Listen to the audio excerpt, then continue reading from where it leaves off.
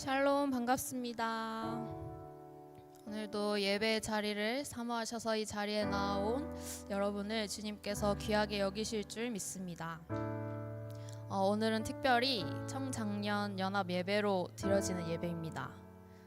이 자리에 함께 계신 장년 여러분들이 저희의 신앙의 선배, 믿음의 선배가 되신 분들이신데 그저 연배가 많다고 해서 그런 것이 아니라 정말 먼저 걸어가신 그 순종의 길이 있었기에 저희의 신앙의 선배, 믿음의 선배가 되신 줄로 압니다. 살아가면서 참 다양한 순종의 자리가 있으셨을 텐데 순종의 자리는 때론 쉽지 않고 이해되지 않을 때도 있지만 지나고 나면 그 자리에 순종이 있기 때문에 주님께서 내 삶의 은혜로 또 일하심을 경험하게 되기도 하고 그 안에서 우리의 신앙이 자라났음을 고백하게 되는 것 같습니다. 무엇보다 그 순종은 억지로가 아니라 주님이 어떤 분이신지 인격적으로 알아가며 생긴 신뢰에서 나왔을 것입니다. 그래서 우리의 신앙이 장성한 분량에까지 자라기 위해서 주님께서 우리 마음에 주시는 그 순종의 자리를 우리 다 같이 외면하지 말고 훈련의 자리로 생각하고 감사함으로 순종하는 저와 여러분들이 되기를 원합니다. 그래서 오늘 이 시간에 내가 정말 순종의 자리에 나아가기 위해 주님을 더 깊이 알기 원한다고 주님을 신뢰하는 마음으로 찬양하며 나아갈 수 있기를 원합니다. 가능하신 분들은 모두 자리에 일어나셔서 함께 신앙 고백하시면서 예배로 나아가겠습니다.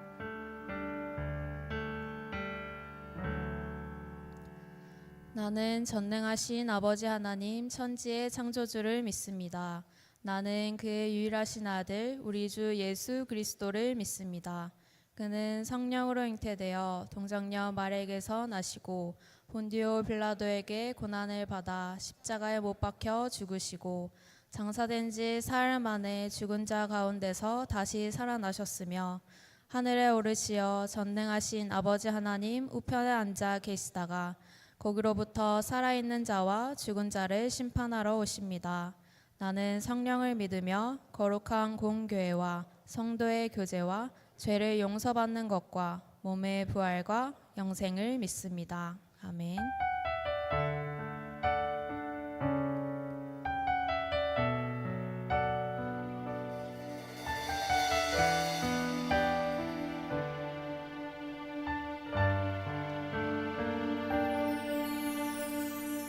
세상을 살아가는 동안에 나의 힘을 의지할 수 없으니 기도하고 낙심하지 말 것은 주께서 참 소망이 되심이라.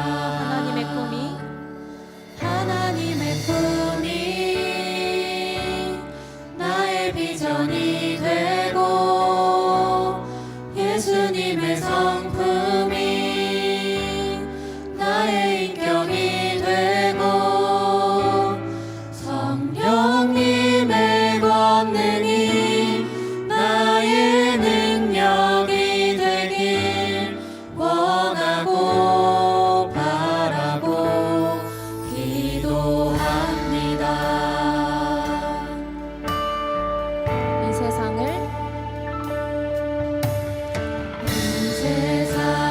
살아가는 동안에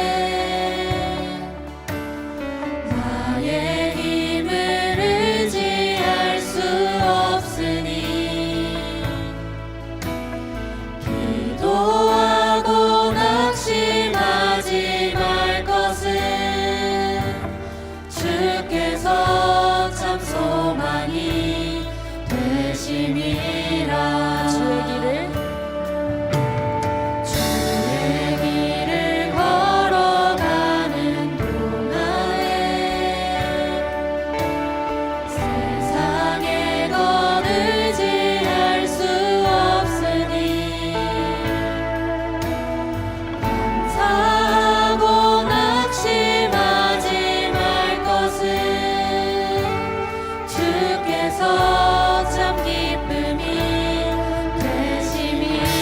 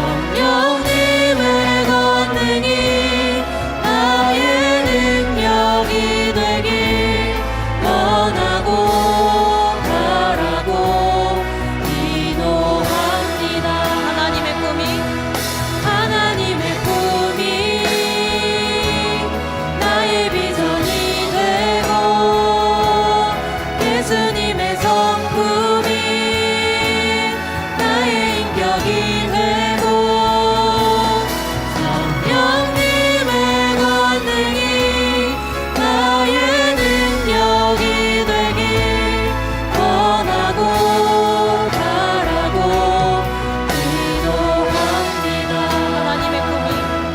하나님의 꿈이 나의 비전이 되고 예수님의 성품이 나의 인격이 되고 성령님의 권능이 나의 능력이 되길 원하고 바라고 기도합니다. 원하고 바라고 기도합니다. 원하고 바라고 기도합니다. 아멘. 우리 시간 즐겁게 박수 치시면서 여기 워십을 또 보고 따라 하시면서 함께 찬양합시다.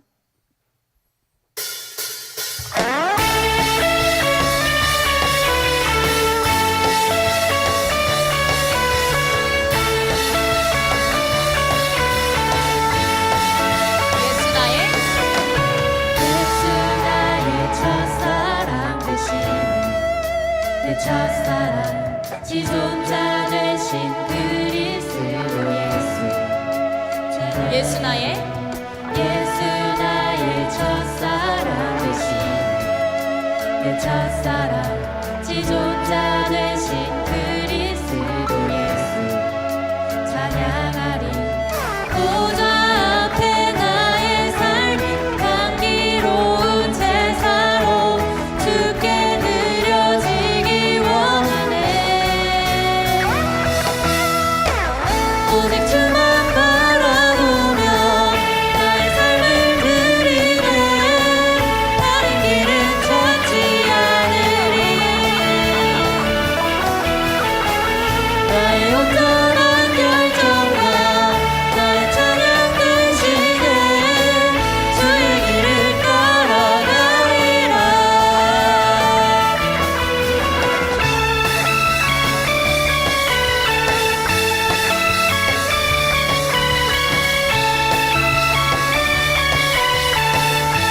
예수 나의 첫사랑 되신 내 첫사랑 지존자 되신 그리스도 예수 보좌 앞에 보좌 앞에 나의 삶이 감기로운 제사로 주께 드려지기 원하네. 오직 주만 바라보며 나의 삶을 드리네. 다른 길은 찾지 않으리. 나의 온전한 결정과 나의 찬양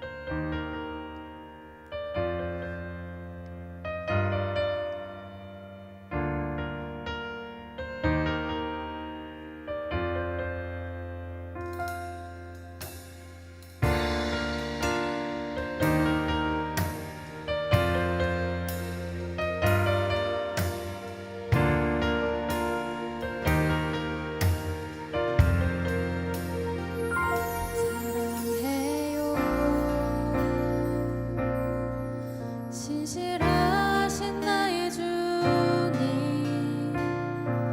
나의 삶 주님 안에 있네.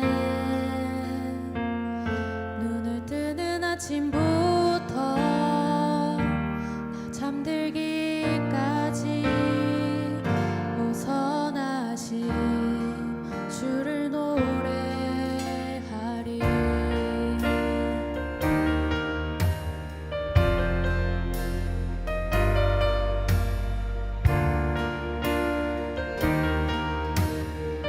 사랑해요. 사랑해요. 신실하신 나의 주님,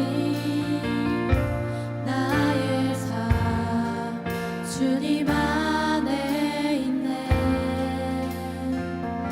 눈을 뜨는 아침부터 나 잠들기까지 오선하신 주를 노래하리.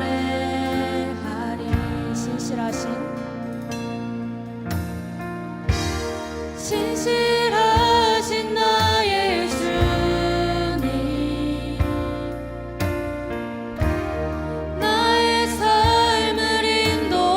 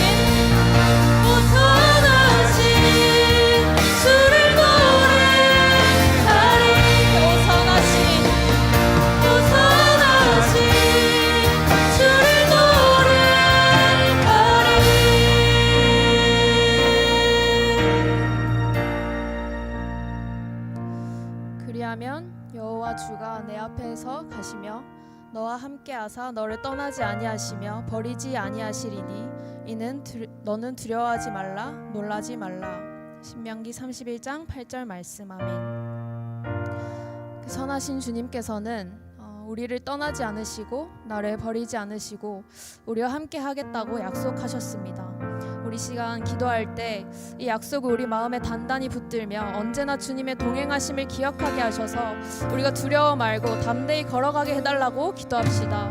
그런 주님을 신뢰하면서 이 믿음 안에서 평안과 담대함으로 살아가게 하시고 위기 속에서도 신뢰를 잃지 않는 그런 믿음을 달라고 내가 가야 할 길을 미리 아시고 준비하시며 나보다 앞서 행하시는 그 주님 앞에 우리 함께 기도합시다.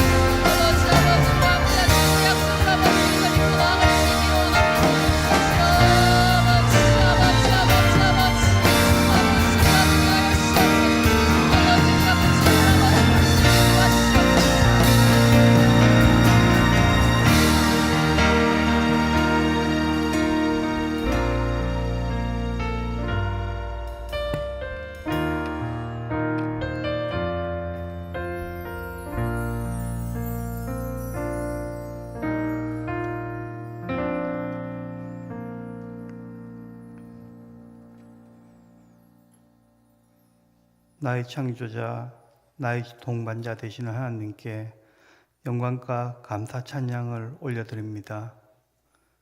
하나님 아버지의 풍성한 사랑과 은혜로 오늘 가을의 끝자락에 포근한 하루를 선물해 주시고 아버지를 사모하여 오후 시간에도 예배의 자리에 참여할 수 있는 마음 주시니 감사합니다. 지난 한 주 저희가 살아오며 세상 사람과 같이 이기적인 욕심에 사로잡혀 힘들어하고 세상의 기준으로 잘못을 합리화하거나 불행한 일이 생길 때 하나님을 원망하는 일들이 있었음을 고백합니다. 저희의 연약함을 불쌍히 여기고 용서해 주소서. 함께 하시는 주님을 기억하고 주의 자녀된 삶을 살 수 있게 저희를 강하게 붙들어 주소서. 하나님의 뜻을 바라볼 수 있는 눈을 열어주셔서 감사로 충만한 삶을 살 수 있게 해주시길 소망합니다. 오늘 청년과 장년이 연합하여 예배의 자리에 모일 수 있게 해주시니 감사합니다. 미래가 보이지 않아 선선거리기만 하고 싶은 것과 해야 하는 것이 달라서 고뇌하기도 하고 노력이나 가진 능력에 비해 세상에 나갈 길은 좁게 막혀 힘들어하는 청년들의 어려움을 주님께서는 알고 계십니다. 젊은 영혼을 아끼고 사랑하시는 하나님 아버지, 우리 소정의 청년 모두에게 그들을 향한 하나님의 창대한 계획을 볼 수 있게 해주시고 주님의 말씀을 붙잡고 믿음으로 담대하게 세상 속에 나가서 승리하는 삶을 사는 복을 베풀어 주소서. 세상의 급진적인 기술, 문화, 가치의 변화 속에서 안정적이던 작년의 직업이나 기술이 없어지고 새로운 변화를 받아들이지 못해 퇴출되거나 무시당할 불안 속에 살아가고 있는 장년들이 있습니다. 이러한 장년의 미래도 질풍노도의 길 가운데 있습니다. 작년의 삶도 위로하고 보호해 주시고 은혜 베풀어 주시길 기도합니다. 간구하는 것은 우리 소정교회의 청년과 장년이 주님 안에서 진정한 한 가족이 되기를 원합니다. 서로를 이해하고 아끼고 칭찬해주고 서로를 품고 청장년의 미래를 위해 기도하는 교회 공동체를 이루어 하나님 보시기에 아름답게 살아갈 수 있게 해주소서. 또한 모든 교인들이 이 지역 사회에서 주님이 주신 토명을 잘 감당하여 그리스도를 알리는 일에 앞장서게 하시고 주변의 가난하고 약한 자들을 위해서 기도할 수 있는 마음을 주시고 그들에게 구주의 손길을 베푸는 일에 헌신하여 하나님께 영광 돌릴 수 있게 해주시길 기도합니다. 강대국의 자국 우선주의에 위협받고 경제 불안정과 손실이 커져가고 국민보단 자신들을 위한 정책에 매달리는 정치 속에서 국민들의 삶은 어려워져 가고 있습니다.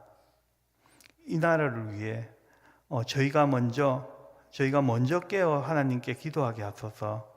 우리들의 간구가 모일 때 주님께서 은혜를 베풀어 이 나라를 부강하고 올바르게 작동하게 해주실 것을 믿습니다. 주님, 은혜 내려주소서. 이 시간 저희들의 찬양을 기쁘게 받아주시고 전도사님의 말씀 증거시에 성령의 은사를 부어주시어 주님을 올바로 찾고 알게 해주시고 우리의 영이 새롭게 깨어나는 경험을 주소서. 여러 봉사로 헌신하고 섬기는 이들도 기억해 주시고 복 주소서. 모든 것을 주관하시는 하나님께 온전히 의지하며 우리 주 예수님의 이름으로 기도드립니다. 아멘.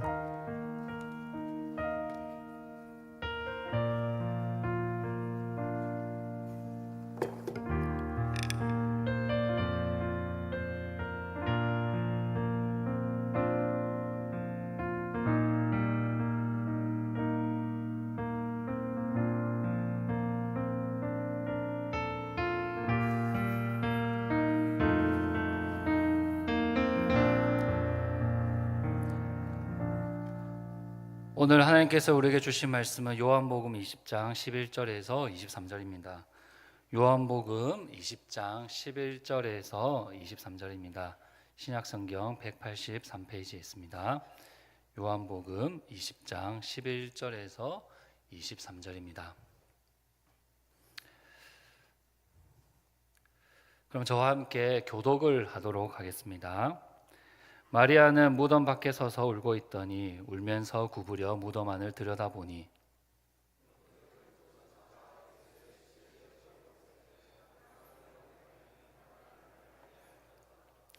천사들이 이르되 여자여 어찌하여 우느냐 이르되 사람들이 내 주님을 옮겨다가 어디 두었는지 내가 알지 못함이이다.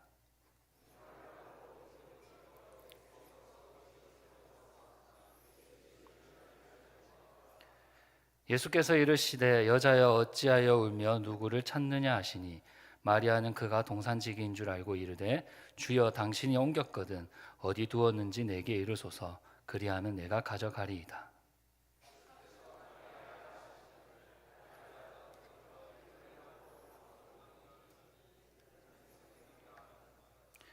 예수께서 이르시되 나를 붙들지 마라 내가 아직 아버지께로 올라가지 아니하였노라. 너는 내 형제들에게 가서 이르되 내가 내 아버지 곧 너희 아버지 내 하나님 곧 너희 하나님께로 올라간다 하라 하시니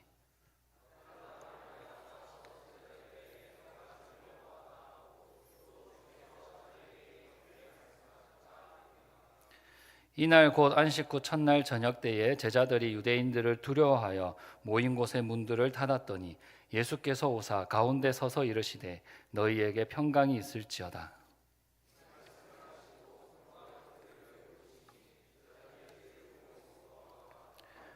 예수께서 또 이르시되 너희에게 평강이 있을지어다. 아버지께서 나를 보내신 것 같이 나도 너희를 보내노라.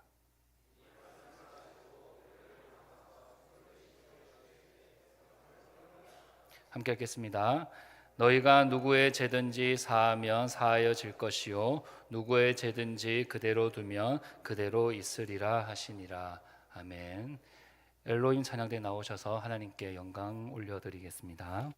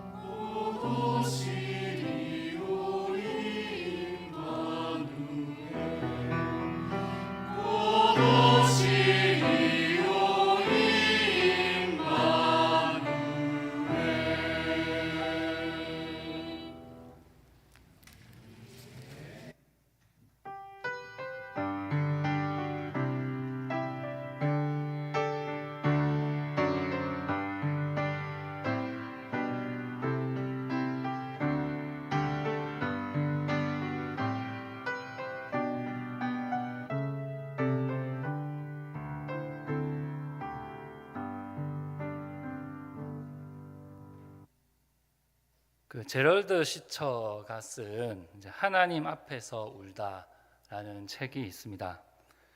이 책은 저자가 겪은 아주 끔찍한 이제 상실의 이야기로 책이 시작됩니다. 그는 가족들과 이제 인디언 문화를 체험하고 돌아오는 길에 이제 음주운전자의 차량에 의해 큰 사고를 당하게 됩니다.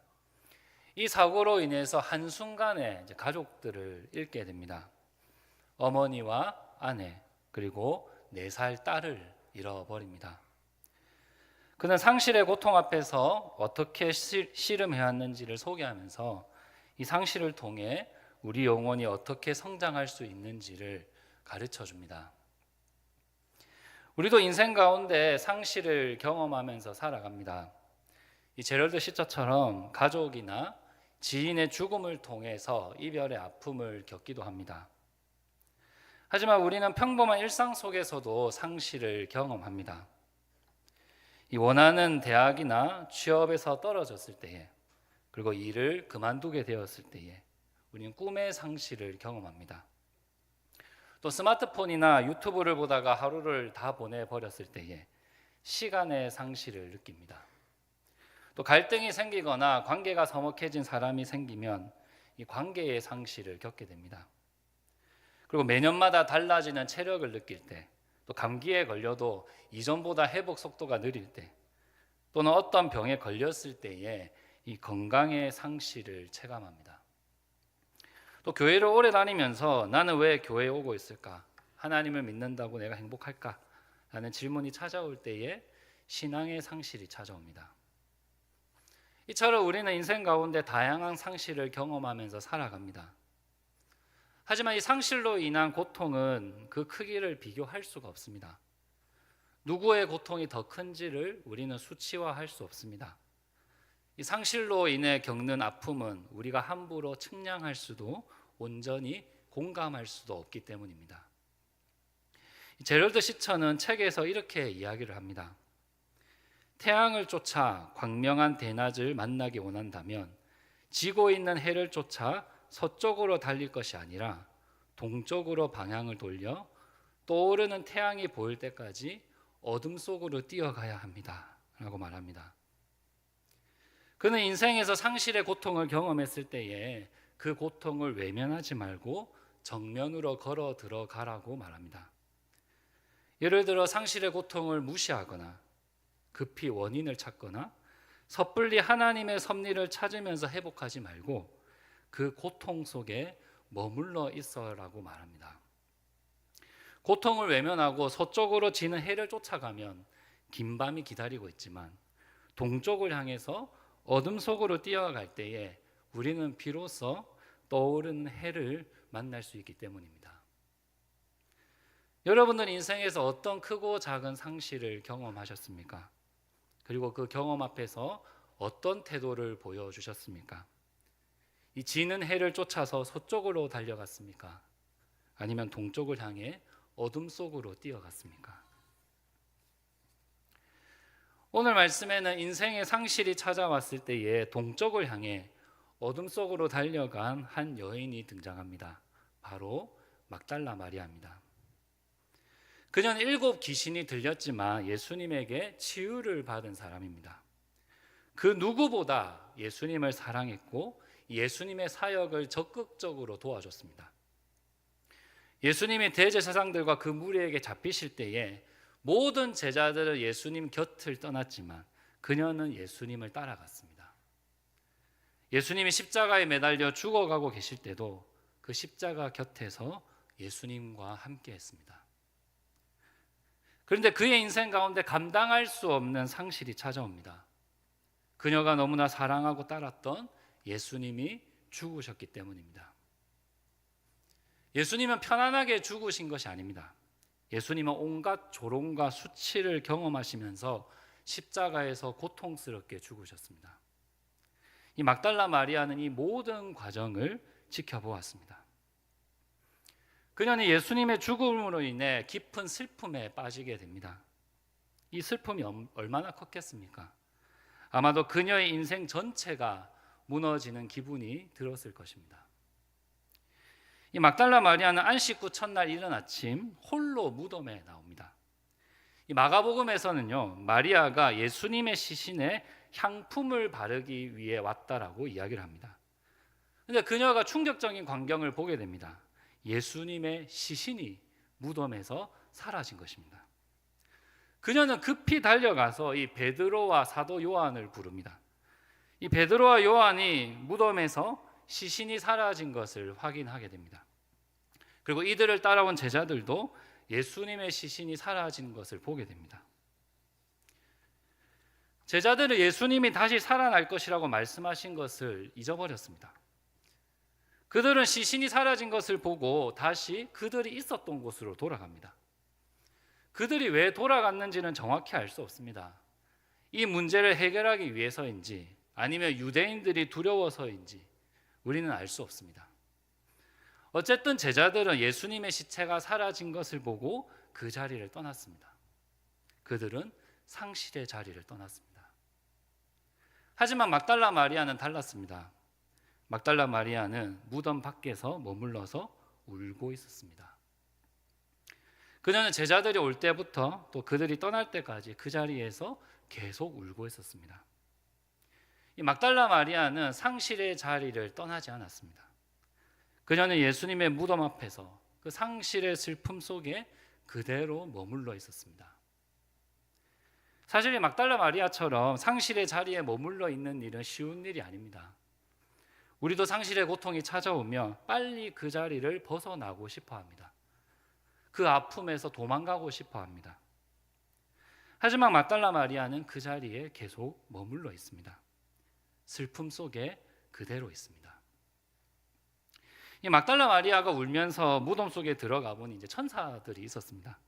천사들은 마리아에게 왜 울고 있는지, 누구를 찾는지 물었습니다. 마리아는 대답합니다. 주님의 시신을 누가 가져갔다라고 대답을 합니다. 그런데 바로 그때 이 부활하신 예수님이 그녀 뒤에 서 계셨습니다. 마리아는 이제 인기척을 느끼고 뒤로 돌아서 보았지만, 예수님을 보았지만 예수님인지를 전혀 알아채지 못합니다.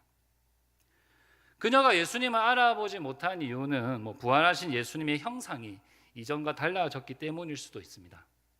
그러나 저는 이 그녀가 상실의 슬픔 속에 있었기 때문에 이 부활하신 예수님을 알아채기가 어려웠을 거라고 생각합니다. 이제 드디어 예수님이 마리아에게 질문을 합니다. 여자여, 어찌하여 울며 누구를 찾느냐? 이 개역 개정 성경에서는요, 어찌하여 우느냐라고 번역되어 있어서 마치 이제 마리아를 질책하는 듯한 뉘앙스가 담겨져 있습니다. 하지만 헬라어 성경이나 다른 번역본들을 비교해 볼 때에 예수님은 마리아를 질책하기보다 이 마리아의 슬픔을 공감하고 계십니다. 우리가 길에서 울고 있는 어린아이를 보면서 아이야, 왜 여기서 울고 있어? 무슨 일 있어? 라고 물어보는 그런 공감의 언어를 사용하고 계십니다. 따라서 예수님은 이 울고 있는 이 마리아의 슬픔에 공감하십니다. 예수님은 마리아의 눈물을 보면서 그녀의 모든 아픔을 이해하십니다. 그런데 마리아는 예수님이 그 무덤 동산을 관리하는 사람으로 착각을 합니다. 이 무덤 안에 들어올 수 있는 사람은 동산 관리자밖에 없을 테니까 아마도 그가 시신을 옮겼을 거라고 의심을 합니다. 그러자 갑자기 예수님께서 이 마리아의 이름을 부르십니다. 마리아야. 예수님은 자신의 어머니에게도조차 여자여라고 부르면서요, 하나님의 아들로서의 어떤 거룩함을 보여주신 분이십니다. 그런데 상실의 슬픔 속에 있는 마리아에게는요, 아주 친밀하게 그녀의 이름을 불러주십니다. 마리아야. 이 한마디에 그녀의 모든 아픔을 아시는 예수님의 사랑이 담겨져 있습니다. 예수님은 그녀를 향한 사랑의 음성으로 찾아오셨습니다. 예수님의 양들은 목자의 음성을 알아듣습니다. 마리아는 자신의 이름을 부르는 그 예수님의 음성을 듣자마자 예수님이라는 것을 바로 알아챕니다. 그리고 예수님에게 라보니, 선생님이라고 대답하면서 부활하신 예수님을 만나게 됩니다. 이 순간 마리아의 슬픔은 기쁨으로 변합니다. 그녀의 상실은 예수님과의 만남으로 이어집니다. 이 막달라 마리아는 다른 제자들처럼 상실이 찾아왔을 때 상실의 고통을 해결하기 위해, 그리고 그 고통을 회피하기 위해 자리를 떠나지 않았습니다. 그녀는 상실의 자리에 머물면서 자신의 슬픔 속에 그대로 머물러 있었습니다. 그러자 예수님이 찾아와서 그녀의 이름을 불러주셨습니다. 이 막달라 마리아는 상실의 고통에 머물러 있을 때에 예수님을 만났고 그분의 사랑을 경험하게 되었습니다. 우리의 인생도 마찬가지입니다. 우리 인생의 상실을 경험하고 아픔이 찾아올 때에 그 아픔 속에 충분히 머물러 있어도 괜찮습니다. 그 문제를 해결하려고 원인을 찾기보다, 또 그 문제를 하나님의 은혜였다고 빠르게 해석하기보다 그 슬픔 속에 충분히 머물러 있어야 합니다. 그럴 때 우리는 예수님의 그 사랑의 음성을 듣게 될 것입니다. 예수님이 찾아오셔서 나의 이름을 불러주실 것입니다. 내가 너를 사랑한다 라는 음성을 듣게 됩니다. 현재 인생에서 상실을 경험하고 있는 분들이 계십니까? 상실의 고통 속에 머물러 있을 때 예수님의 사랑의 음성을 듣게 될 것입니다. 충분히 울고 충분히 아파할 때 부활하신 예수님이 찾아오셔서 나의 이름을 불러주실 것입니다. 바로 그 상실의 자리에서 예수님을 만나게 될 것입니다. 혹시 주변에 상실을 경험하고 있는 가족이나 이웃들이 있다면 그들과 함께 아파하고 그들과 함께 슬퍼할 수 있기를 바랍니다. 마치 욥의 친구들처럼 상실의 원인을 분석하고 해결책을 제시하기보다 함께 그 상실의 자리에 머물러 있기를 바랍니다. 그리고 그 사람이 예수님의 사랑의 음성을 들을 수 있도록 기도해 주시길 바랍니다. 그런데 우리가 인생에서 상실을 경험할 때에 마치 동전의 양면처럼 함께 찾아오는 감정이 있습니다. 바로 두려움입니다. 무언가를 잃으면 미래가 두렵고 미래가 두려우면 더 많은 것을 잃을까 봐 두렵기 때문입니다. 누군가의 죽음을 경험하면 죽음이라는 것이 멀리 있는 게 아니라는 생각에 두려움에 빠집니다. 또 가족의 죽음을 경험하면 미래의 생계에 대한 두려움이 찾아옵니다. 또 관계를 잃어버리면 주변 사람들이 나를 미워하지 않을까, 또 다음에 내가 맺는 이 관계도 깨어지지 않을까라는 두려움이 찾아옵니다. 또 꿈을 이루지 못했을 경우에도 이제 나의 미래가 보이지 않아서 두려움이 찾아옵니다. 건강을 잃었을 때도 내가 앞으로 건강하게 살 수 있을까라는 두려움이 찾아옵니다. 이처럼 인생에서 겪는 대부분의 상실에는 두려움이 함께 찾아옵니다. 오늘 말씀에서 제자들도 예수님의 죽음이라는 상실을 함께 경험했습니다. 하지만 그는 막달라 마리아와는 전혀 다른 태도를 보입니다. 그들은 자신의 집으로 돌아가서 모든 문을 걸어 잠그고 숨어 있습니다. 왜냐하면 유대인들이 너무나 두려웠기 때문입니다. 그들은 이 대제사장들과 그들을 따랐던 유대인들이 죄 없는 예수님을 죽이는 그 모든 과정을 보았습니다. 이제 다음 타깃은 자신들이 될 수 있다라고 생각했던 것입니다. 예수님이 계실 때는 예수님이 지켜주셨지만 이제는 예수님이 제자들을 지켜줄 수 없었습니다. 제자들은 이러한 두려움 속에서 문을 걸어 잠그고 숨어 있었습니다. 이것이 상실이 가져온 두려움의 모습입니다.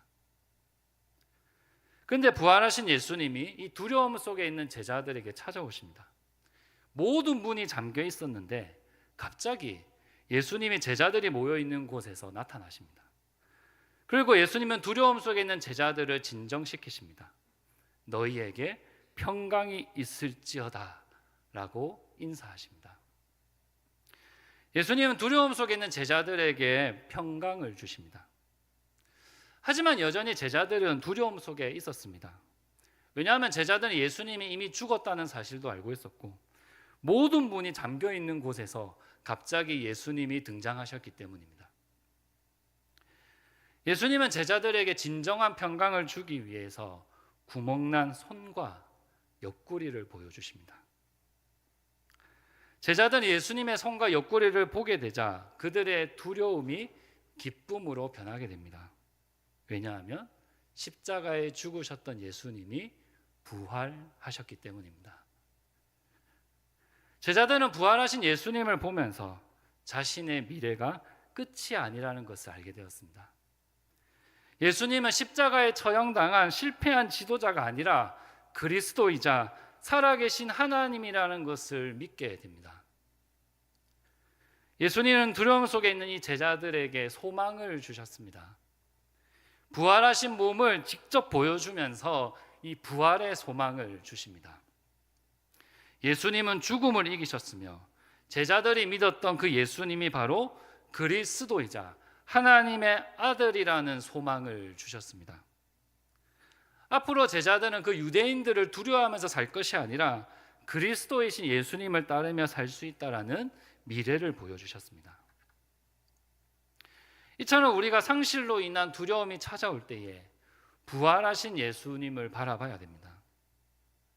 예수님은 인간이 결코 해결하지 못한 죽음의 문제, 큰 권력과 큰 힘을 가진 자들도 두려워하는 그 죽음의 문제를 이기고 부활하신 분이십니다.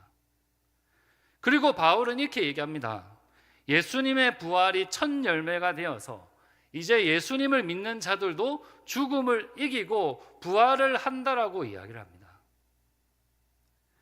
우리가 눈앞에 놓인 미래를 생각하면 두려울 수 있습니다. 하지만 우리의 궁극적인 미래는 확정되어 있습니다. 우리는 모두 완성된 하나님의 나라에서 몸을 입고 부활하여 살아가게 될 것입니다. 그리고 이 부활의 소망 때문에 우리는 상실이 주는 두려움 속에서 함께 기뻐할 수 있습니다. 왜냐하면 우리의 마지막이 죽음이 아니라 부활이기 때문입니다. 지금 상실로 인한 두려움을 느끼고 있는 분들이 계십니까? 상실 속으로 찾아오신 예수님은 부활하신 예수님이십니다. 예수님의 부활 속에서 소망을 발견할 수 있는 여러분들이 될 수 있기를 축복합니다. 그럴 때에 우리의 두려움이 기쁨으로 변화될 것입니다. 오늘의 이야기에서 예수님은 이제 상실을 겪었던 마리아와 제자들에게 각기 다른 방식으로 찾아오셨습니다. 하지만 그들에게 공통적으로 하셨던 말씀이 있습니다. 예수님은 이 마리아와 제자들에게 선교적인 사명을 주셨습니다. 마리아에게는 내 형제들에게 가서 전하라고 하십니다. 그리고 제자들에게는 아버지께서 나를 보내신 것 같이 나도 너희를 보내노라 라고 말씀하십니다. 여기서 중요한 것은 상실의 자리에 머물러 있었던 사람들이 이제 보냄받은 사람들이 되었다는 것입니다. 예수님은 이들에게 개인적인 위로를 넘어서 선교적인 사명을 주십니다. 무덤 앞에서 울고 있었던 막달라 마리아는 부활의 첫 증인이 되어 제자들에게 달려갔습니다. 문을 걸어 잠그고 숨어 있었던 제자들은 이제 세상으로 보냄받아서 성령과 함께 복음을 전하는 사람이 되었습니다. 이것이 바로 부활하신 예수님을 만난 사람들에게 일어나는 변화입니다. 제가 이전에 우리 청년부에서는 나눈 이야기지만 제가 이제 대학생 때 이 캠퍼스 선교단체에서 만난 목사님이 한 분 계십니다. 저는 그 목사님의 기도와 사랑 때문에 하나님을 더욱 깊이 알아가고 저의 신앙과 성품이 변화될 수 있었습니다. 근데 그 목사님이 이제 췌장암으로 인해서 급히 이제 천국으로 가게 되셨습니다. 너무나 사랑하고 존경했던 목사님을 떠나 보내면서 너무나 큰 슬픔을 겪게 되었습니다. 그러나 저는 목사님께서 죽음을 앞두고 저에게 해주셨던 그 말씀이 저의 인생 가운데 새겨지게 되었습니다. 기아나 성령 안에서 기쁘게 사역해라. 저는 목사님을 천국으로 보내야 되는 그 상실의 슬픔 속에서 선교적인 사명을 들었습니다. 마치 오늘 말씀에서 예수님의 제자들에게 성령을 받으라고 말씀하신 것처럼 저도 이 목사님을 통해 사역은 성령 안에서 기쁨으로 해야 한다는 것을 마음판에 새기게 되었습니다. 그래서 사역을 하다가 힘들고 어려움이 찾아오면 항상 이 목사님의 유언과 같은 말을 기억을 합니다. 성령의 도우심을 구하고 내가 만난 청년들을 기쁨으로 섬기려고 하고 있습니다. 앞에 소개한 제로드 시초도 비슷한 이야기를 합니다. 상실을 경험한 사람들은 자신의 고통을 다른 사람을 섬기려는 동력으로 바꾼다고 말합니다. 그들은 상실이 얼마나 고통스러운지 직접 겪어보았기 때문입니다. 그래서 다른 사람이 겪고 있는 상실 앞에서 긍휼한 마음이 생기고 실제로 행동하게 된다고 말합니다. 아픔을 먼저 경험한 사람이 같은 길을 걷고 있는 사람들을 더 잘 이해하고 위로할 수 있다는 것입니다. 그러므로 여러분들의 인생에 찾아온 상실은 결코 헛된 것이 아닙니다. 이별의 아픔을 겪은 사람은 관계의 소중함을 느낍니다. 꿈의 좌절을 경험한 사람은 미래를 두려워하는 사람들을 위로할 수 있습니다. 또 시간을 허비했다고 느낀 사람은 시간의 가치를 더 알게 됩니다. 건강을 잃었던 사람은 건강의 소중함을 알게 됩니다. 또 신앙의 상실을 겪었던 사람은 하나님을 떠나서 방황하는 사람들을 기다려줄 수 있습니다. 여러분들의 그 상실의 경험이 다른 사람을 섬길 수 있는 은혜로 변합니다. 여러분의 아픔이 다른 사람을 치유하는 통로가 됩니다. 이 상실의 자리에서 나를 향한 예수님의 부르심을 들을 수 있기를 주님의 이름으로 축복합니다. 예수님은 상실의 자리에 있는 우리에게 선교적인 사명을 주십니다. 상실의 자리에 머물렀던 우리가 누군가를 섬기고 부활하신 예수님을 전하는 그 자리에 서게 될 것입니다. 우리 사랑하는 소정교회 성도 여러분들, 그리고 우리 새벽 있을 청년 여러분들, 오늘부터 이제 대림절이 시작됩니다. 대림절은 예수님이 오심을 기다리는 절기입니다. 이사야서 9장 2절에서 이렇게 말합니다. 흑암에 행하던 백성이 큰 빛을 보고 사망의 그늘진 땅에 거주하던 자에게 빛이 비치도다. 예수님은 어둠 속에 있는 백성들에게, 사망의 그늘 아래 있는 사람들에게 빛으로 오셨습니다. 고통받는 자들, 슬픔 속에 있는 자들에게 사랑과 소망을 주시기 위해 이 땅에 오셨습니다. 그러므로 예수님은 우리들의 상실 속으로도 찾아오십니다. 이 대림절 기간 동안 여러분들의 상실 속으로 찾아오실 이 예수님을 함께 기다립시다. 평강의 왕이신 예수님이 여러분들의 슬픔과 두려움 속으로 찾아오실 것입니다. 여러분들에게 찾아오셔서 사랑의 음성, 평화의 음성, 선교적 사명으로 부르시는 예수님의 음성을 들려주실 것입니다. 이 사실을 믿으며 상실 속에 찾아오시는 예수님을 만나는 여러분들이 될 수 있기를 주님의 이름으로 기원합니다. 아멘. 함께 찬양하고 기도하는 시간 가지겠습니다.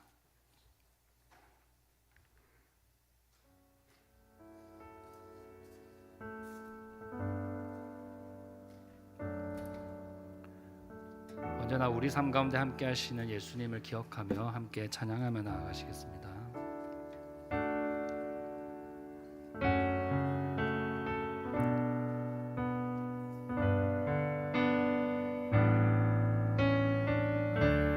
고단한 인생길, 고단한 인생길, 힘겨운 오늘도 예수 내 마음 아시네. 지나간 아픔도 마주할 세상도 예수 내 마음 아시네. 고단한 인생길, 고단한 인생길, 힘겨운 오늘도 예수 내 마음 아시네. 지나간 아픔도 마주할 세상도 예수 내 마음 아시네.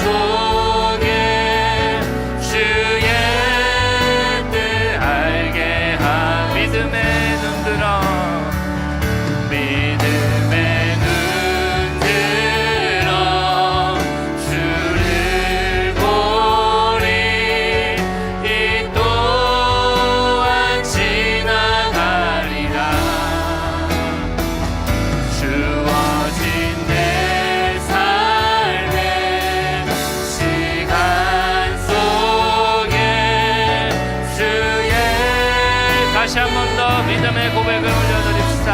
믿음의 눈 열어 믿음의 눈 들어 주를 보리 이 또한 지나가리라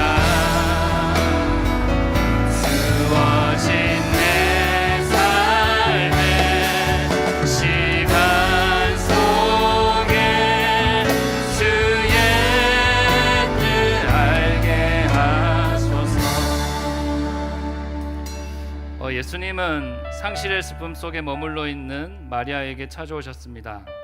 그리고 그녀의 이름을 부르시며 그녀의 모든 아픔을 사랑으로 공감해 주셨습니다.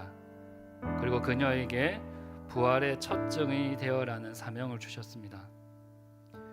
예수님은 상실의 두려움 속에 있는 제자들에게도 찾아오셨습니다. 구멍난 손과 옆구리를 보여주시면서 제자들에게 부활의 소망을 주셨습니다.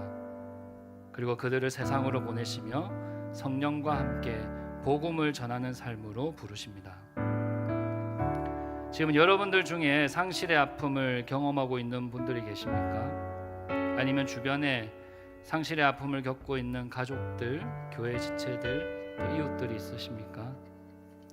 우리 함께 기도했으면 좋겠습니다. 주님, 내 인생에 찾아온 상실로 인해서 참 많이 힘듭니다.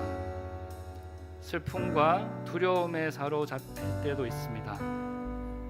주님, 저에게 찾아오셔서 저의 이름을 불러주십시오. 주님의 그 사랑의 음성을 들려주십시오. 부활의 소망을 갖게 해주십시오. 그래서 이제 내가 선교적인 사명을 감당하며 살게 해주십시오. 성령 안에서 복음을 전하며 사랑으로 이웃을 섬기는 인생으로 나를 변화시켜 주십시오라고 우리 함께 들을 말씀을 기억하면서 함께 기도하며 나아가시겠습니다. 기도하시겠습니다. 하나님 아버지, 이 시간 우리가 주님 앞에 나아갑니다.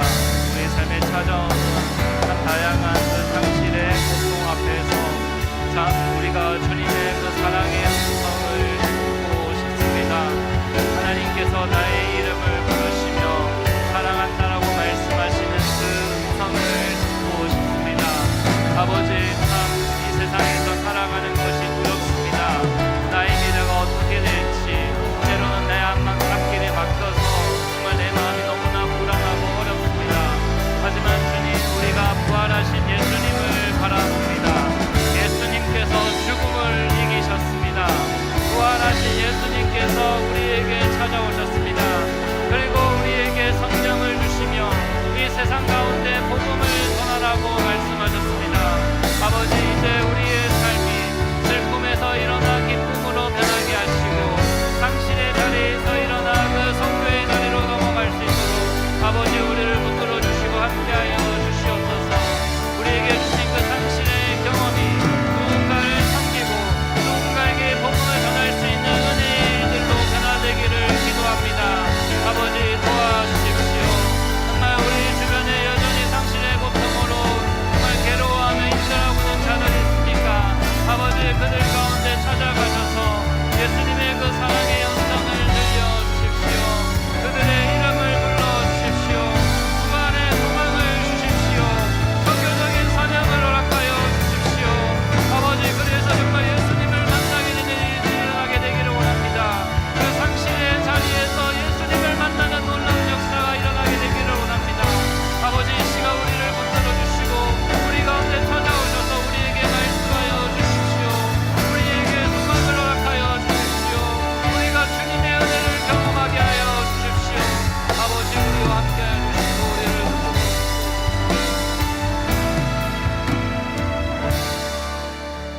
하나님, 오늘 우리에게 말씀하여 주심을 감사합니다. 우리가 이 말씀대로 살아갈 수 있도록 도와주십시오.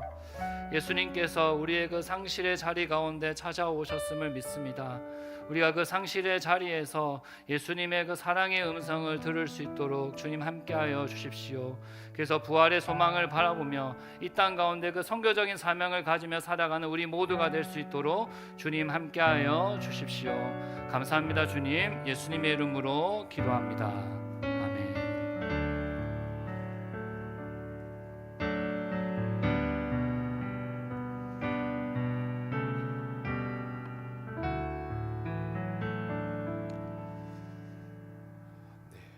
잠시 교회 소식을 전해드리도록 하겠습니다.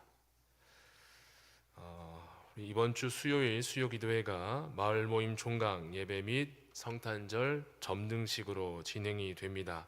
또 이를 위해서 축하 연주회도 준비되어져 있으니 많은 분들 오셔서 함께 축하의 자리를 빛내주시면 감사하겠습니다. 그리고 다음 주일 오후 찬양 예배 시간은 항존직 은퇴 및 추대 예식으로 진행이 되어지게 됩니다. 오랜 세월 또 은퇴하시기 위해서 많은 것들을 준비하시고 수고하신 분들을 위한 축하의 자리입니다. 많이들 오셔서 그 자리를 빛내주시면 감사하겠습니다. 2025년 기관별 찬양제가 12월 14일 오후 찬양 예배 시간에 있습니다. 많은 분들이 준비를 하고 계신 걸로 알고 있는데 아무쪼록 기쁨으로 은혜 가운데 잘 진행될 수 있도록 협력해 주시기를 부탁드립니다. 마지막으로 제17회 이웃사랑 살라름 행사가 이번 수요일 오전 11시에 교회 로비에서 진행되어지게 됩니다. 마을 리더분들 또 많이 오셔서 마을원들 해당되시는 분들에게 쌀을 나눠드릴 수 있도록 협력해 주시면 감사하겠습니다. 나머지는 교회 주보를 참고해 주시기 바랍니다. 다 같이 일어나셔서 봉헌하시겠습니다.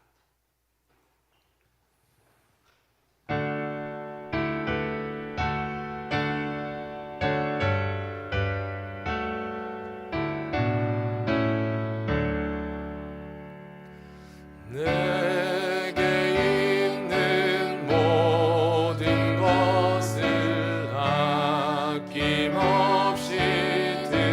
드리네. 사랑하고 의지하며 주만 따라 살리라. 주께 드리네. 주께 드리네. 사랑하는 구주 앞에 모두 드리네. 기도하겠습니다. 은혜와 사랑이 풍성하신 하나님, 주님께서 저희에게 주신 이 귀한 시간과 재물, 또 능력과 생명, 이 모든 것이 전적으로 주님의 것임을 고백합니다. 그래서 우리가 주님 앞에 드린 이 헌금이 하나님 나라를 확장하는 씨앗이 되고 또 이웃을 향한 사랑과 섬김의 통로 되게 하여 주시옵소서. 그리고 우리 장년부, 청년부 우리 모두가 우리 마음과 삶이 오직 주님의 영광을 위하여 쓰임받게 하여 주실 줄 믿습니다. 감사드립니다. 예수님 이름으로 봉헌기도 드리옵나이다. 아멘. 이제는 우리 주 예수 그리스도의 은혜와 하나님 아버지의 무한하신 사랑하심과 성령님의 위로 교통하심이 우리가 겪는 그 상실의 자리에 친히 찾아와 주시는 그 주님의 사랑을 기억하고 붙들며 부활의 소망을 갖고 살아가기로 결단하는 우리 소정의 모든 성도들 위해 이제로부터 영원토록 함께하옵시기를 간절히 축원하옵나이다. 아멘.